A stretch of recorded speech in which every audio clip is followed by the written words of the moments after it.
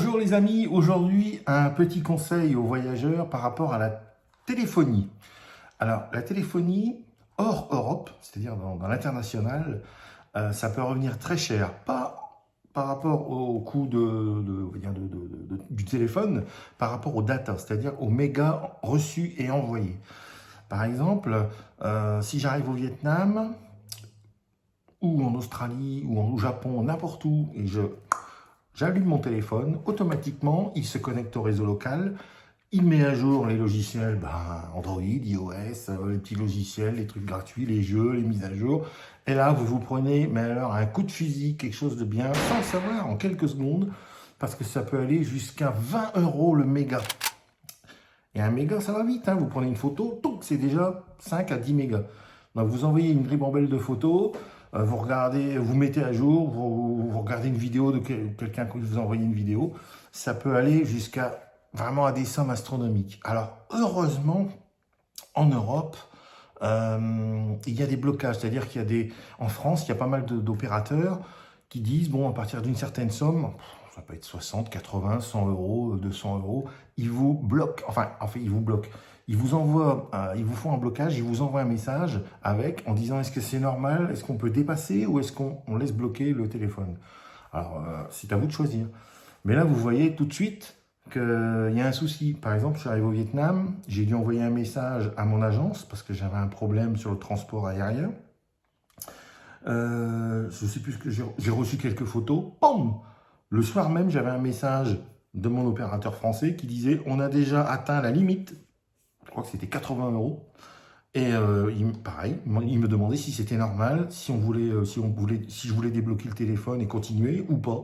Donc quand j'ai vu ça, j'ai dit oh, allez, petit trombone, on enlève la puce, on la met dans une boîte, hop, enfermée dans le sac à main et on n'y touche plus.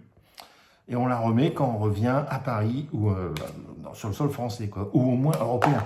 Parce que sinon, le roaming coûte beaucoup, beaucoup trop cher. Donc, il faut prendre l'habitude de, même avant de partir, ou dès que vous êtes dans l'avion, ou 5 minutes avant de monter dans l'avion, vous enlevez votre puce, tac, avec le trombone, vous la mettez dans une petite boîte, bien fermée, pour pas qu'elle se balade n'importe où, pas l'écraser ou l'endommager avec des miettes ou un liquide, quelque chose. Donc, et vous mettez ça dans un sac que vous avez tout le temps sur vous. Ça, c'est important, un truc fermé, avec une fermeture éclair, parce que si on met ça dans le gros bagage, faites pas comme moi, par exemple, au retour, une semaine sans le gros bagage. Il l'avait perdu à Paris, à l'aéroport de Paris. Alors, heureusement, il l'a retrouvé, mais j'ai attendu une semaine avant que le taxi arrive avec mon bagage, avec ma grosse valise. Et pendant ce temps-là, bon, heureusement, chez moi, je pouvais téléphoner avec le Wi-Fi. Donc, il n'y avait pas de souci. D'ailleurs, c'est ce qu'il faut faire là-bas, en priorité. Dès qu'on arrive là-bas, vous pouvez laisser le mode avion, mais le mieux, c'est le mettre en mode Wi-Fi uniquement, c'est-à-dire pas en mode réseau cellulaire, mode Wi-Fi. Et quand vous êtes à l'hôtel, il y a pas mal de magasins, des fois, où il y a les codes Wi-Fi, des restaurants, il y a de tout. Et vous tapez le code Wi-Fi, et là, vous pouvez bazarder, envoyer de la patate, là, du gros volume, pas de problème. Vous pouvez télécharger tout ce que vous voulez, sans problème. Donc, utilisez uniquement le code Wi-Fi, mais surtout, enlevez votre puce parce que ça va vous coûter cher. J'ai vu des pays comme le Luxembourg, une amie qui me disait, il y a des gens qui rentrent de vacances et ils laissent leur salaire. Ils laissent leur salaire à l'opérateur parce qu'il n'y avait pas de limite, ou alors ils ont laissé une limite énorme, genre peut-être 1000 €, 800 €, 1200, 2000 €, et tout était parti. Donc, vous vous rendez compte, mauvaise surprise en arrivant, hein. Alors que ils ont très peu utilisé leur téléphone. Moi, j'utilise beaucoup parce que je fais également des vidéos, je fais des photos, je fais des reportages. J'utilise à fond ce truc-là. Je l'utilise comment dire, en Google Maps pour m'orienter dans les rues ou dans les quartiers, calculer les distances. Regarder si ça vaut le coup d'y aller à pied ou prendre un taxi ou des choses comme ça.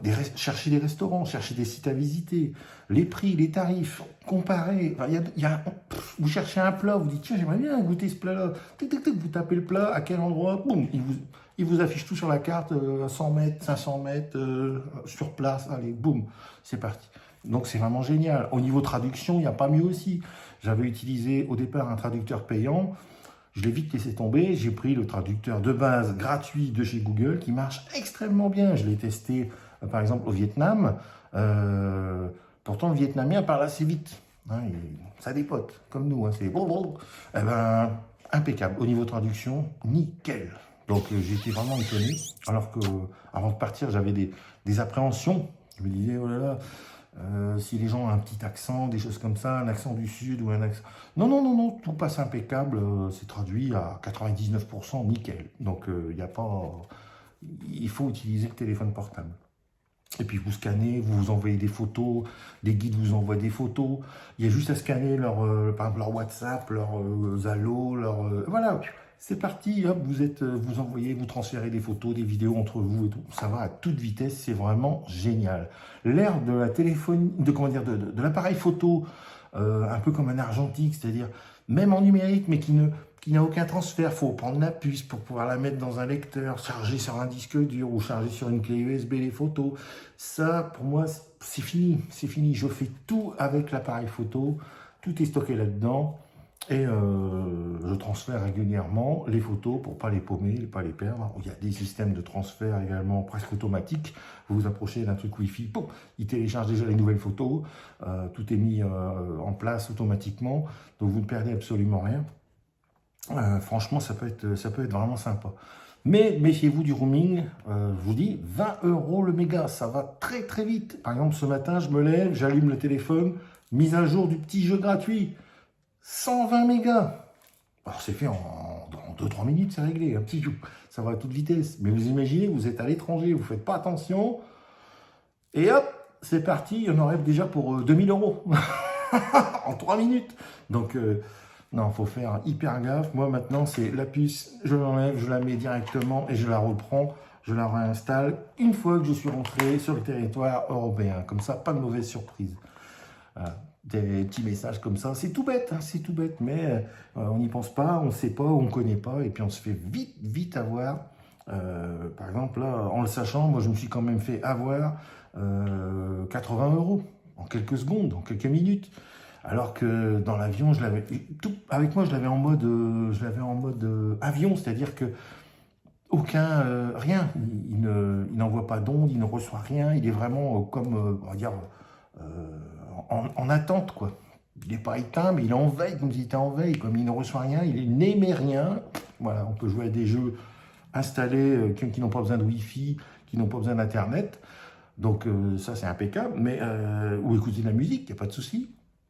Mais même le mode avion ne suffit pas, parce que quand vous arrivez, hop, vous vous mettez sur un réseau ou un truc Wi-Fi, mais dès que vous sortez ou dès qu'il ne capte plus le Wi-Fi, il se connecte sur le réseau local, et là, patatrac, les ennuis commencent, les ennuis bancaires. Donc faites très attention, soyez vraiment vigilants à ça. Merci à vous.